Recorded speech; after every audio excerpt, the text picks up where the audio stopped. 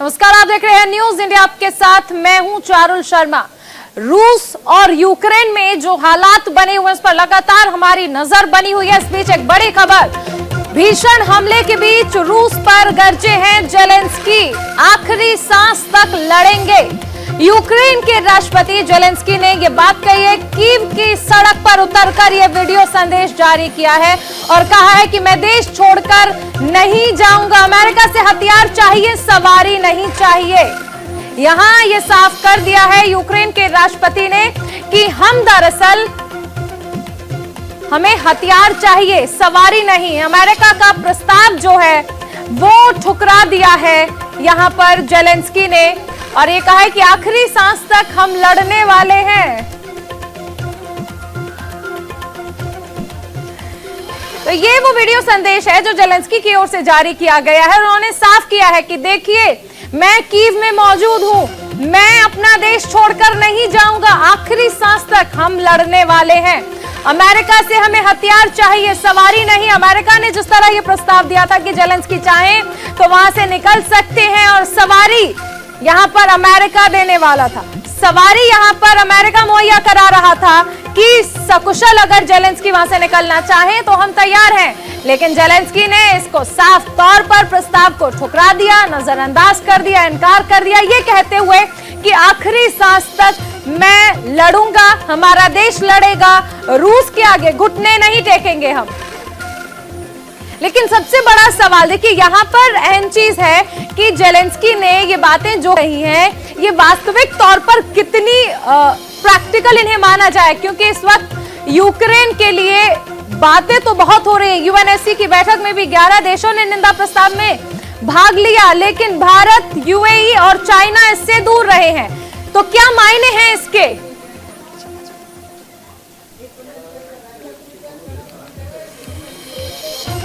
तो भीषण हमले के बीच रूस पर गरजे हैं जेलेंस्की और ये साफ कर दिया है कि मैं देश छोड़कर नहीं जाऊंगा, यूक्रेन आखिरी दम तक लड़ेगा। और आपको बता दें कि इस बीच देखिए दोनों ही तरफ से नुकसान हो रहा है, लेकिन यूक्रेन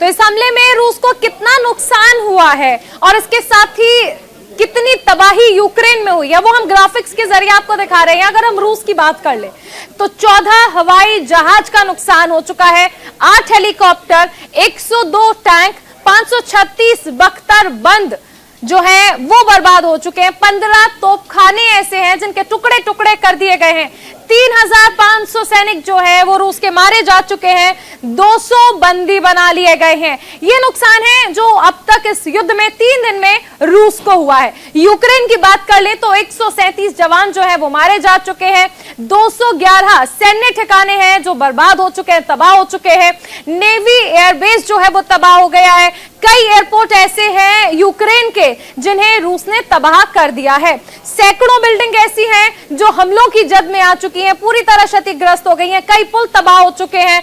वहीं न्यूक्लियर पावर प्लांट जो है उसको भी निशाना बनाया गया और रूस ने जब इस न्यूक्लियर पावर प्लांट को निशाना बनाया है तब यूक्रेन में इस तरह की तबाही जो है वो देखने को मिली। दो ग्राफिक्स दोनों के जरिए आपको समझा रहे हैं कि आखिर इस पूरे हमले में, इस 3 दिन की जंग में रूस को कितना नुकसान हुआ है और यूक्रेन में कितनी तबाही हुई है। तो रूस और यूक्रेन दोनों को ही यहां पर देखिए नुकसान हो रहा है, जान माल की हानि किस तरह से हो रही है। अब आपको दिखाते हैं इंडिया भारत का एयरलिफ्ट प्लान, इंडिया किस तरह से एयरलिफ्ट कर रहा है अपने भारतीय नागरिकों को, वो आपको दिखाने की कोशिश करते हैं, क्योंकि यहां पर जो लोग फंसे हुए थे उन्हें निकाल लिया गया है और उन्हें वहां से लगातार निकाला जा रहा है। तो ये आप देख रहे हैं कि ये यहां पर आप देख सकते हैं, ये हम आपको समझा रहे हैं कि भारत का एयरलिफ्ट प्लान जो है वो किस तरह से है। यहां पर बुखारेस्ट रोमानिया से जो फ्लाइट है वो आएगी और वो सीधे मुंबई पर रुकेगी। बुडापेस्ट की अगर हम बात कर लें तो वहां से दिल्ली पहुंचेगी विमान। दरअसल भारत ने ये साफ कर दिया है कि भारत की प्राथमिकता है यूक्रेन में जो भारतीय फंसे हुए हैं उन्हें वापस एयरलिफ्ट करके लाना है। पहले दिन जिस दिन जंग का औपचारिक ऐलान किया गया, एयर इंडिया की जो फ्लाइट थी वो वापस लौट गई थी, लेकिन भारतीयों को बचाने की प्राथमिकता जो है वो भारतीय सरकार ने दिखाई है। यहां बुखारेस्ट जो कि रोमानिया में है, वहां से जो विमान उड़ान भर चुका है वो यहाँ मुंबई पहुंचेगा। बुडापेस्ट की अगर हम बात कर लें तो यहां से जो विमान उड़ान भरेगा वो सीधा राजधानी दिल्ली पहुंचने वाला है। इस फ्लाइट की बात कर लें जो कि बुखारेस्ट से दिल्ली पहुंचेगी, वो रात लगभग 9 बजे भारत पहुंचने वाली है। और इस पूरे ये यात्रा जो है, ये एयरलिफ्ट प्लान जो है, इसका खर्चा भी भारत सरकार उठाने वाली है, ये साफ कर दिया है। तो यहां ग्राफिक्स के जरिए आपको समझा रहे हैं, ये यूएन के प्रस्ताव पर रूस ने वीटो का इस्तेमाल किया है। कितने पक्ष में थे? 11 पक्ष में, एक विपक्ष में रहा यूएन की ये जो बैठक हुई है। वहीं गैर हाजिर 3 रहे हैं, इंडिया, यूएई और चाइना, जिन्होंने ये साफ कर दिया है कि रूस के खिलाफ जो निंदा प्रस्ताव आया है उसमें गैर हाजिर है। प्रस्ताव के साथ कौन कौन? अमेरिका, ब्रिटेन समेत 11 देश हैं जो इस प्रस्ताव में साथ रहे हैं। और प्रस्ताव पर वीटो का इस्तेमाल खुद रूस ने किया है। और गैर हाजिर भारत, चीन और यूएई। देखिए यूएनएससी के सदस्यों का रुख क्या रहा। प्रस्ताव के पक्ष में आप देखिए अमेरिका, ब्रिटेन समेत 11 देश ऐसे थे जिन्होंने इस प्रस्ताव का समर्थन किया है। प्रस्ताव पर वीटो का इस्तेमाल खुद रूस ने किया है। और यहां गैर हाजिर रहने वाले 3 देश, भारत, चीन और यूएई। यहां पर आप ये समझिए कि भारत, चीन और यूएई ये ऐसे देश हैं जिन्होंने ये साफ कर दिया था पहले ही कि वो इस पर खुलकर सामने नहीं आएंगे। हमारे साथ रक्षा विशेषज्ञ हैं, त्यागी जी हैं, वो बने हुए हैं। त्यागी जी, हम सबसे पहले बात क्योंकि कर ही रहे हैं तो सबसे पहले अगर अमेरिका की बात कर लें तो नहीं लगता कि एक ट्रंप का अमेरिका था और एक बाइडेन का अमेरिका है, दोनों में ही देखिए बहुत कहा जाए तो सिमिलैरिटीज बिल्कुल भी नहीं है। 1945 का अमेरिका आपको याद होगा जिसने युद्ध खत्म करा दिया था, लेकिन यहां पर ट्रंप की डिसीजन मेकिंग पावर जो थी और बाइडेन की जो थी, दोनों बहुत ज्यादा अलग है। अफगानिस्तान में भी हमने यही चीज देखी कि अमेरिका ने बातें करी लेकिन जमीनी स्तर पर कुछ नजर नहीं आया। और यहां पर भी यूक्रेन को एक तरह से कहा जाए तो बलि का बकरा बना दिया गया। बिल्कुल ठीक कह रही है, बिल्कुल ठीक कह रही है। Biden is a weak president of America और हिस्ट्री, इतिहास गवाह है कि अफगानिस्तान में जितनी शर्मिंदगी अमेरिका को उठानी पड़ी इतनी शायद ही पहले कभी उठानी पड़ी हो। और अब यूक्रेन के मामले में स्थिति ये हो गई कि अब अमेरिका के ऊपर लोग विश्वास करना बंद कर देंगे, क्योंकि एक मामला और गड़बड़ का है। अगर आपने नोट किया हो तो पिछले 2 महीने से चाइना ने ताइवान के एयर स्पेस में एक बार भी घुसपैठ नहीं की, जबकि पहले हर दूसरे दिन करता था। क्यों नहीं की? वो ये देखना चाहता था कि अमेरिका यूक्रेन का कितना साथ देता है। उसने देख लिया। और अब क्या होगा कि अमेरिका तो कमजोर हो गया मगर चाइना का कॉन्फिडेंस बढ़ गया और चाइना मुमकिन है कि ताइवान के ऊपर कोई एक्शन ले ले और अमेरिका फिर वही यूक्रेन की तरह से यूक्रेन की तरह से इधर उधर देखता ही रह जाए। अमेरिका ने क्या किया? अमेरिका ने सैंक्शंस लगाई। आपको ताज्जुब होगा कि अमेरिका के दोस्त ही उस सैंक्शंस के अगेंस्ट हो गए। ऑस्ट्रिया, इटली, फ्रांस ये रो रहे हैं। क्यों रो रहे हैं? ये इसलिए रो रहे हैं कि साहब हमारा तो इतना सारा पैसा था रशिया के बैंकों में डूब गया और आपने रशिया के बैंकों के ऊपर प्रतिबंध लगा दिया। नतीजा क्या हुआ?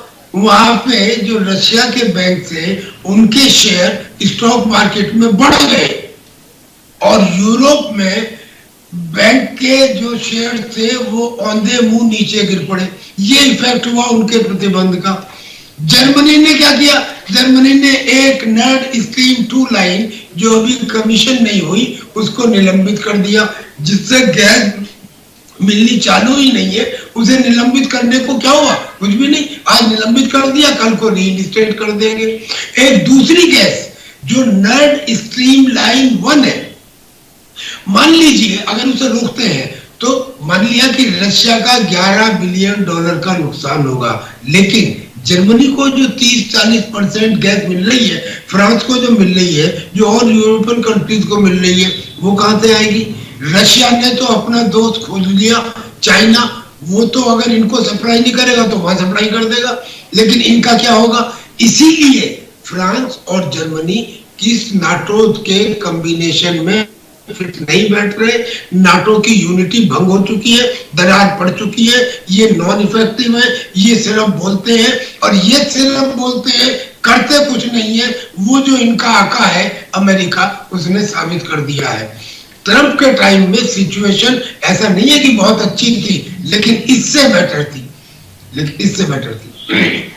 त्यागी जी, मुझे लगता है कि अगर हम बात कर ही रहे हैं और अभी आपने भी जिक्र किया, रूस की सबसे पहली चाल तो यही थी कि वो नाटो की एकजुटता जो है उसे भंग करे, ताकि उसके बाद उसकी जो मंशाएं हैं वो साफ हो जाए। यहाँ पर अगर हम यूएनएससी की बैठक की बात कर लें जिसमें निंदा प्रस्ताव पारित हो रहा था, भारत ने उससे दूरी बनाई है। इसके दो कारण जो है वो मुझे समझ आ रहे हैं, आपसे भी इस पर बातचीत करूंगी। सबसे पहले तो यूक्रेन ने कभी भारत का साथ नहीं दिया, दूसरी तरफ यहाँ पर देखिए कि रूस के साथ चाइना है और चाइना के साथ पाकिस्तान भी है। तो यहाँ पर अगर भारत 1% दूसरी तरफ जाने की कोशिश भी करता है तो देखिए, सबसे पहले रूस पुराना साथी रहा है, इसलिए साथ देना जरूरी है, और दूसरी तरफ अपनी सीमाएं भी सुरक्षित करनी है। सही कहा आपने, सही कहा भाई। 1971 में अमेरिका ने अपना 7th फ्लीट भेजा था पाकिस्तान को मदद करने के लिए, पहुंच नहीं पाया, लेकिन रशिया ने चैलेंज कर दिया था। तो रशिया हमारे साथ रहा है 1971 से नहीं, 1947 से ही, बल्कि 1947 के भी 4 महीने पहले से। हमारे आजाद होने से पहले केवल एक देश के साथ राजनयिक संबंध स्थापित हुए थे, और वो था रशिया, जिससे हमने डिफेंस इक्विपमेंट खरीदने शुरू किए थे, और तब से लेके आज तक ये सिलसिला जारी है। और बिल्कुल सही कहा आपने कि अगर हम रशिया का साथ नहीं देते तो हमारा S-400 एयर डिफेंस सिस्टम, हमारा military to military cooperation agreement 2030, ये सब खटाई में पड़ जाएंगे।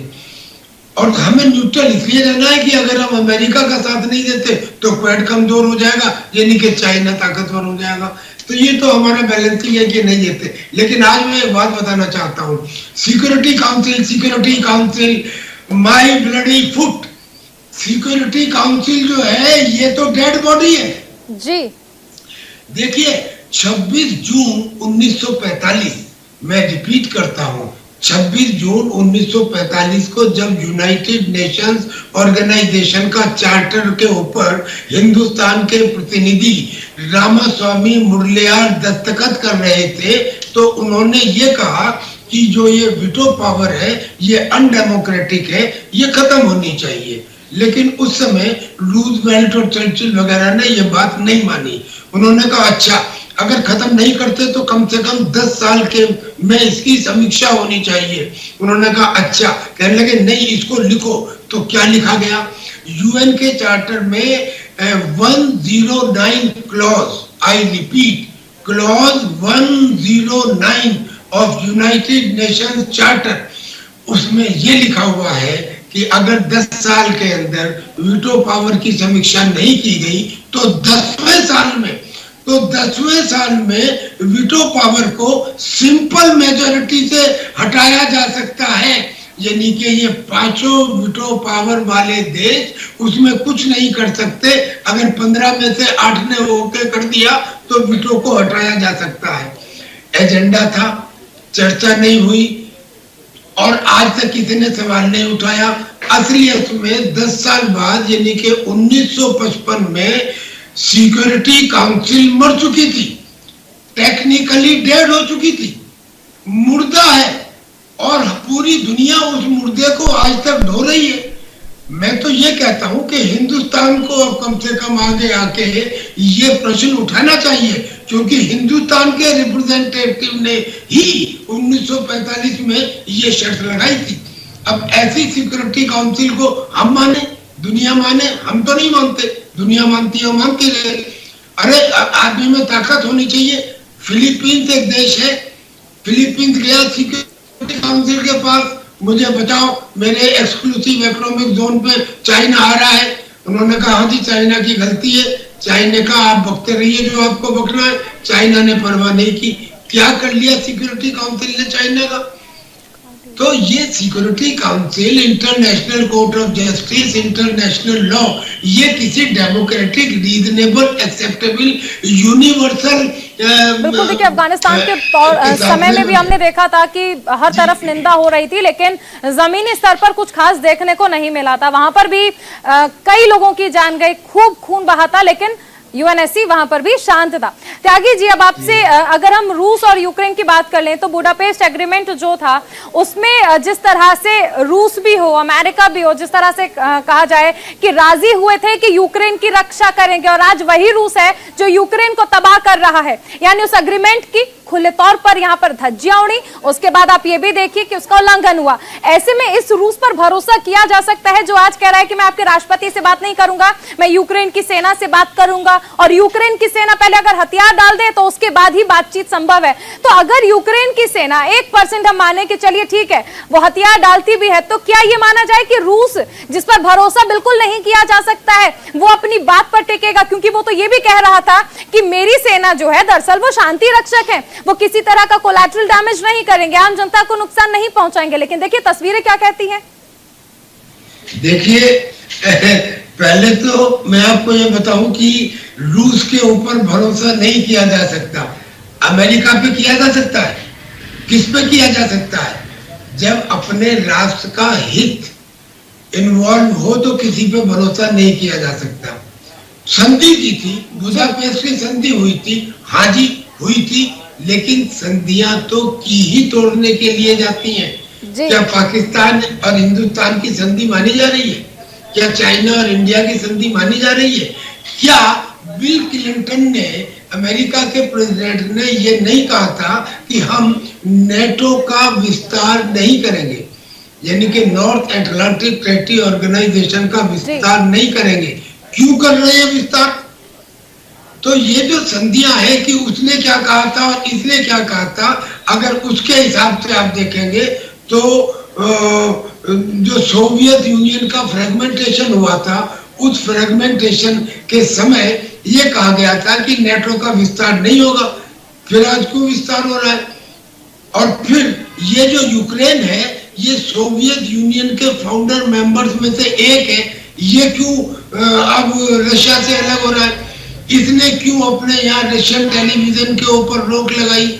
इसने क्यों पुतिन के 19 आदमियों के ऊपर प्रतिबंध लगाए? तो ये संधियां जो है ये तोड़े जाते रहे। वर्तमान स्थिति में बात कीजिए। वर्तमान स्थिति में दो बातें सोच लीजिए। अमेरिका और नेटो किस चीज की लड़ाई लड़ रहे हैं? ये कि हमारा नेटो विशाल बने, हमारी सैन्य ताकत बढ़े, यही है ना। अब आइए रशिया पे। रशिया किस बात की लड़ाई लड़ रहा है? वो कह रहा है कि जब 60 के दशक में मैं क्यूबा में गया था तो उस समय मेरे को ये कह दिया गया था कि रशिया हमारा दुश्मन है, और अमेरिका ने कहा कि हम अपने दरवाजे पे दुश्मन को बर्दाश्त नहीं कर सकते।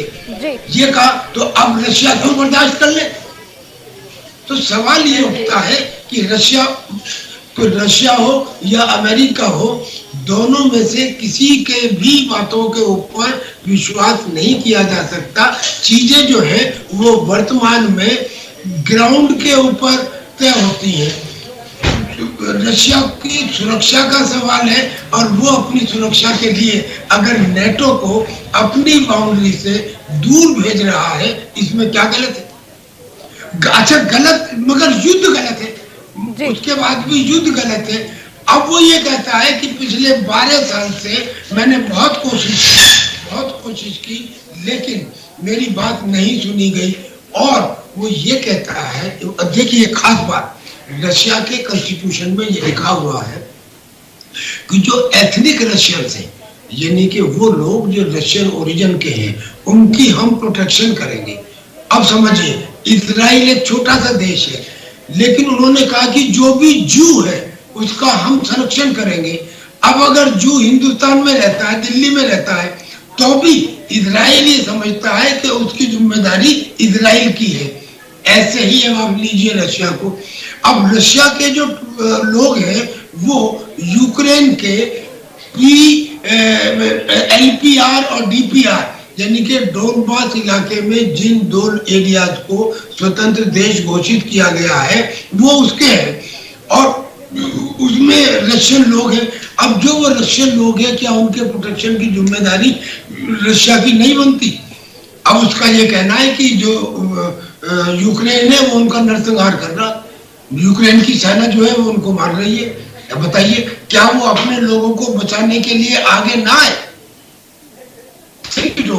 तो ये चीजें इतनी कॉम्प्लेक्स है और इसमें कॉम्प्लेक्स में ये देखा जाता है फाइनली कि लास्ट मोमेंट के ऊपर कौन ज्यादा मॉरल है। हालांकि इमोरल तो सब है, दूध के नहाया हुआ तो कोई भी नहीं है, लेकिन इस वक्त अगर देखा जाए तो अमेरिका अपने वर्चस्व की गुटबाजी की लड़ाई लड़ रहा है और रशिया अपनी सुरक्षा की लड़ाई लड़ रहा है बस। और इसलिए हम अमेरिका से जुड़ा एक सवाल और मेरे जहन में लगातार कौंध रहा है, मैं आपसे जानना चाहूंगी। अमेरिका जिसे कहा जाता है महाशक्ति अमेरिका, वर्ल्ड पावर अमेरिका, क्या उसकी कथनी और करनी में नहीं लगता कि अब बहुत ज्यादा फर्क आ चुका है? यूक्रेन के राष्ट्रपति को ये ऑफर देना कि आप वहां से निकल सकते हैं और हम आपको इसका इंतजाम करके देंगे, क्या वर्ल्ड पावर अमेरिका की छवि पर ये डेंट नहीं है? और जब यूक्रेन के राष्ट्रपति इस ऑफर को ठुकरा देते हैं ये कहते हुए कि मैं आखिरी सांस तक लड़ूंगा, आप मुझे हथियार प्रोवाइड कराइए अगर करा सकते हैं, मुझे ऐसी मदद नहीं चाहिए, मैं पीठ दिखाकर नहीं भागूंगा यहां से। बिल्कुल सही कहा आपने, बिल्कुल सही कहा। ये अमेरिका के ऊपर अमेरिका के षड्यंत्र का द्योतक है कि वो एक देश के प्रेसिडेंट को ये कह रहा है कि तुम अपने लोगों को छोड़ के आ जाओ और मेरे यहाँ आ जाओ, मैं आपको एसाइलम दे दूंगा, मैं आपको शरण दे दूंगा, मैं आपको सवारी दे दूंगा। अब आप इसको यूं करके सोचिए, 1971 के युद्ध में एक जहाज था जिसका नाम था खुखरी। अब उस खुखरी में जो कैप्टन था, कैप्टन ऑफ द शिप, पूरा वो खुखरी के ऊपर अटैक हो गया। त्यागी जी आपको याद होगा, त्यागी जी आपको याद होगा, आप जहाज का जिक्र कर रहे हैं, जहाज में भी बात कही जाती है कि अगर ऐसी कोई सिचुएशन बनती है तो जिसका कैप्टन होता है वो छोड़कर नहीं जाता। अफगानिस्तान में जब वहां के प्रधानमंत्री भाग गए थे, जब हमले हो रहे थे, जब तालिबान ने वहां पर कब्जा किया था, तो कितनी निंदा हुई थी कि आप अपनी जनता को छोड़कर ऐसी भीषण स्थिति में भाग कैसे सकते हैं। और यही काम अमेरिका यहाँ पर यूक्रेन से करवाना चाहता था ताकि अंतरराष्ट्रीय स्तर पर किरकिरी हो यूक्रेन की। जी, अरे यूक्रेन का ऐसे समय में जो भाग के जाता है, जो अपने लोगों को छोड़ के जाता है, हेड ऑफ स्टेट, मर जाए तो अच्छा है, अगर ना मरे तो उसकी स्थिति मर जाने से भी ज्यादा बुरी होती है। और इसका एग्जाम्पल नेवी का जहाज है, INS खुखरी है। आपने देखा होगा कि खुखरी के कैप्टन ने जल समाधि ली थी अपने जहाज के साथ। तो हेड जो है, हेड किसी ऐसे बीच में छोड़ के नहीं जा सकता, ऐसे छोड़ के नहीं जा सकता। बिल्कुल। Any other point ma'am? Tyagi ji आपके पास वापस आऊंगी। इस बीच एक बड़ी खबर आ रही है, बता दें यूक्रेन के राष्ट्रपति ने यहाँ पर दावा किया है, अमेरिका, ब्रिटेन समेत 28 देशों ने हथियार देने का वादा किया है। नीदरलैंड भेजने वाला है 200 एंटी एयरक्राफ्ट मिसाइल।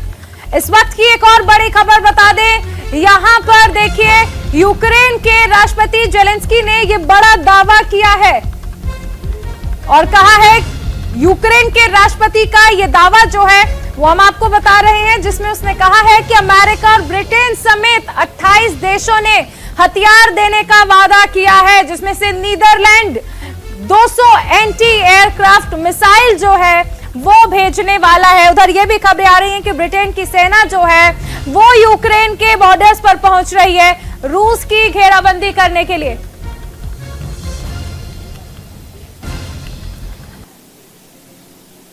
इस बीच एक और बड़ी खबर आ रही है, यूक्रेन छोड़ने के लिए रोमानिया सीमा पर भारी जाम देखने को मिल रहा है। सैटेलाइट तस्वीरें इस बात की पुष्टि कर रही हैं कि लगभग 6.5 किलोमीटर लंबा जाम जो है वो देखा जा रहा है।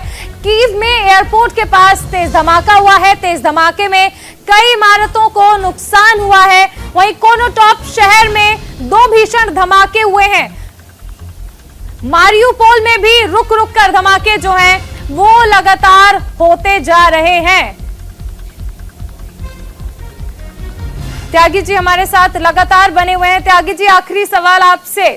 यहां पर यूक्रेन ने यह बड़ा दावा किया है कि कई देश ऐसे हैं जो उसको हथियार देने के लिए राजी हो गए हैं। अभी हम और आप इस पर बातचीत भी कर रहे थे कि देखिए, मैदान छोड़कर भागना किसी तरह का कोई जवाब नहीं है। यहां पर डटकर लड़ रहा है यूक्रेन और अब यह भी दावा कर रहा है कि कई देश ऐसे हैं जो हथियार देंगे। वहीं ब्रिटिश सेना भी देखिए कि यूक्रेन के बॉर्डर्स पर पहुंच रही है ताकि रूसी सेना जो है उसकी घेराबंदी की जा सके।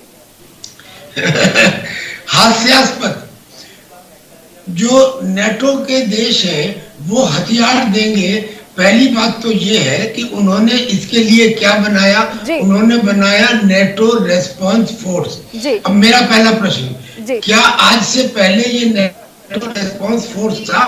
इसका मतलब ये आज बना, यानी कि कल जब इनकी शाम बैठक हुई तब इन्होंने बनाया। अगर इन्होंने कल बनाया तो आज के दिन में या 24 घंटे में कैसे तय कर लिया कि कौन से हथियार देंगे?